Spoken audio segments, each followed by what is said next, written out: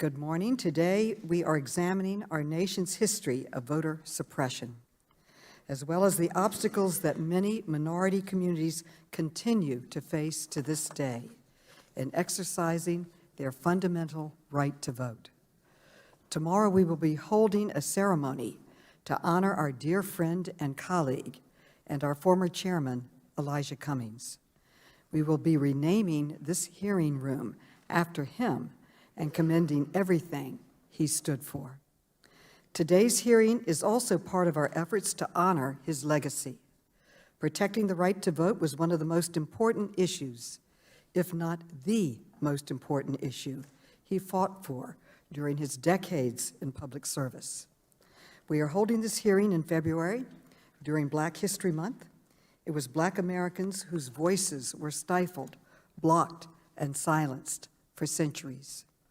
And it is Black Americans who are still being disproportionately targeted, even now, in shameful efforts to prevent them from registering to vote, purging their names from the voter files, and making it harder for them to exercise their rights under the Constitution. Last February, Chairman Cummings held a similar hearing, one of the very first he called after becoming chairman of this committee, and he explained his vision for our work. I would like to play a clip from that hearing. I believe that we should be doing everything in our power to make it easier for eligible American citizens to exercise their constitutional right to vote, not making it harder. We should be making it more convenient, not less. We should be encouraging more people to cast their votes, not fewer.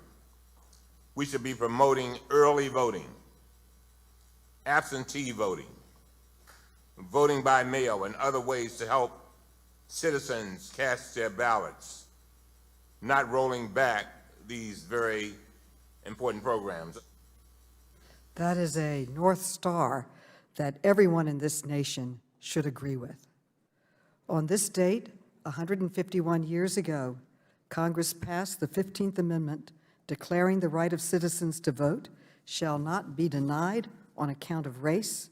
That was the beginning of a long and deadly struggle to ensure that all American citizens can cast their votes.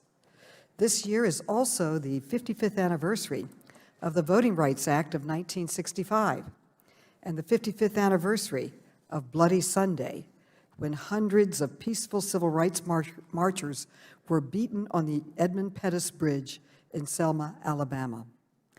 The efforts of civil rights pioneers, some of whom are here with us today, helped millions of Americans exercise their right to vote.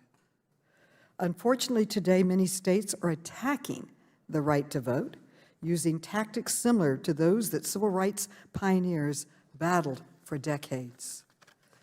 Last year, under Chairman Cummings' leadership, and also that of Congressman Raskin, the committee launched an investigation of allegations in 3 key states: Georgia, Texas, and Kansas. Today, we are releasing some of the documents and information we obtained as part of that investigation. For example, in Georgia, Secretary of State Brian Kemp purged more than 500,000 votes from the rolls and blocked the registrations of thousands more, all while running for governor. Emails obtained by the committee show that Mr. Kemp and a top campaign aide congratulated each other for confusing the public about their illegal voter roll purges.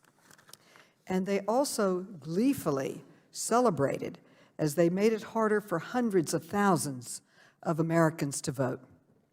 They even used laughing and smiling emojis in a sickening display of derision.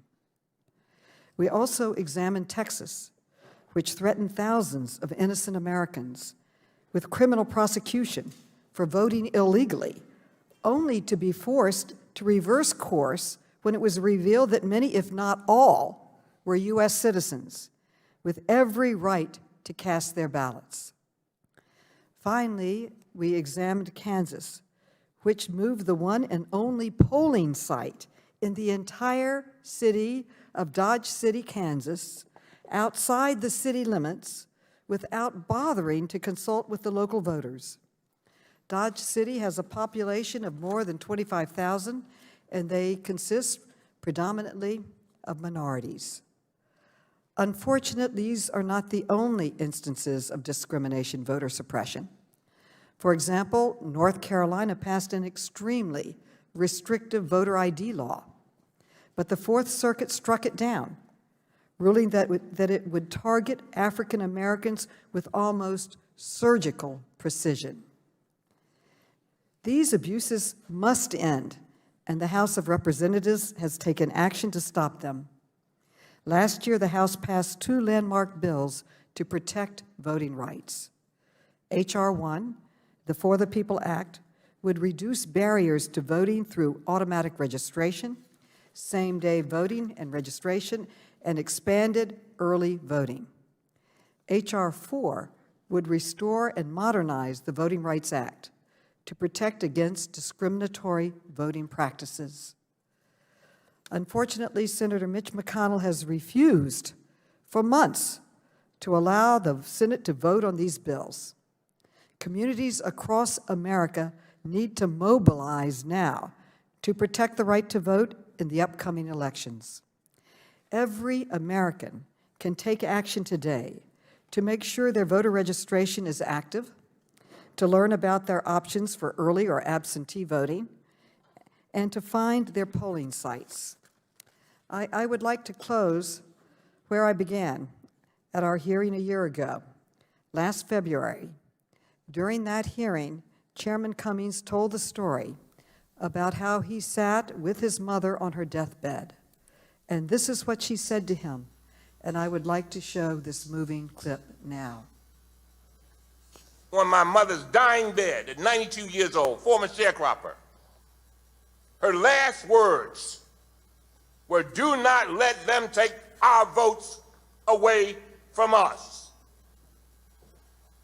She had fought and seen people harmed, beaten, trying to vote.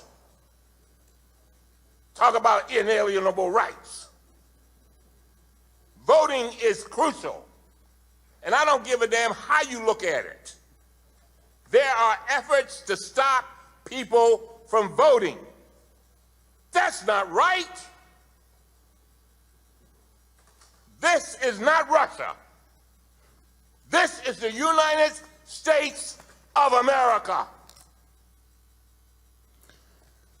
Like his mother, Chairman Cummings has now passed on, but his spirit is still here with us in this very hearing as he urges us with moral clarity to protect and defend the core of our democracy.